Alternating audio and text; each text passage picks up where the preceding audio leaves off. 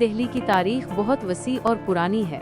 یہ شہر کئی صدیوں سے مختلف سلطنتوں اور حکمرانوں کا مرکز رہا ہے اور اس کی تاریخ کئی ادوار میں تقسیم کی جا سکتی ہے۔ قدیم دور۔ دہلی کی تاریخ بہت قدیم ہے اور یہ مانا جاتا ہے کہ یہاں کئی قدیم بستیاں موجود تھیں۔ مہابھارت کے مطابق یہ شہر اندر پرست کے نام سے مشہور تھا، جو پانڈوؤں کا دارالحکومت تھا۔ سلطنت دہلی کا دور 1206 سے 1526۔ 1206 میں قطب الدین ایبک نے دہلی سلطنت کی بنیاد رکھی اور دہلی کو اپنا دارالحکومت بنایا۔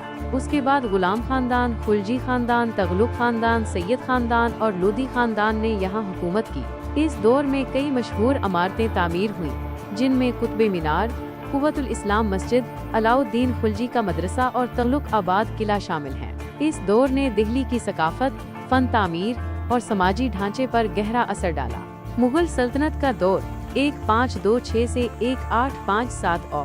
مغلوں نے دہلی کو کئی بار اپنا دارالحکومت بنایا۔ جلال الدین اکبر نے دارالحکومت آگرہ منتقل کیا تھا، لیکن بعد میں شاہ جہاں نے 1639 میں دہلی میں ایک نیا شہر شاہ جہاں آباد قائم کیا، جو آج پرانی دہلی کے نام سے جانا جاتا ہے۔ لال قلعہ، جامع مسجد اور چاندنی چوک اسی دور کی یادگاریں ہیں۔ مغلوں کے دور میں دہلی علم و فن، شاعری اور ثقافت کا ایک عظیم مرکز بن گیا۔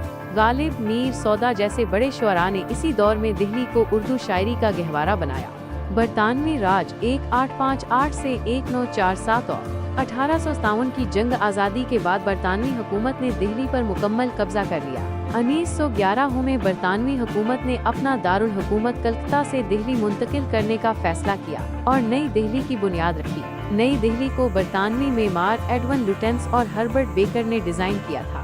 اس میں پارلیمنٹ ہاؤس، انڈیا گیٹ اور راشٹرپتی بھون وائسرائے ہاؤس جیسی یادگار عمارتیں شامل ہیں۔ یہ شہر جدید منصوبہ بندی اور یورپی طرز تعمیر کا نمونہ تھا۔ آزادی کے بعد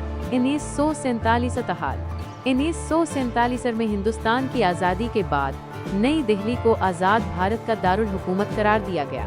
تقسیم ہند کے بعد یہاں بڑی تعداد میں پناہ گزین آئے، جس سے شہر کی آبادی اور ثقافت میں نمایاں تبدیلیاں آئیں۔ آج نئی دہلی بھارت کا سیاسی، اقتصادی اور ثقافتی مرکز ہے۔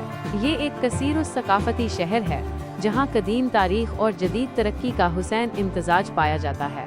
اردو اور دہلی کا تعلق۔ دہلی اور اردو کا تعلق بہت گہرا ہے۔ اردو زبان کی پیدائش اور نشوونما میں دہلی کا مرکزی کردار رہا ہے۔ دہلی کے گلی کوچوں میں اردو پروان چڑھی اور اسے زبان اردو معلیٰ یا دہلوی بھی کہا گیا۔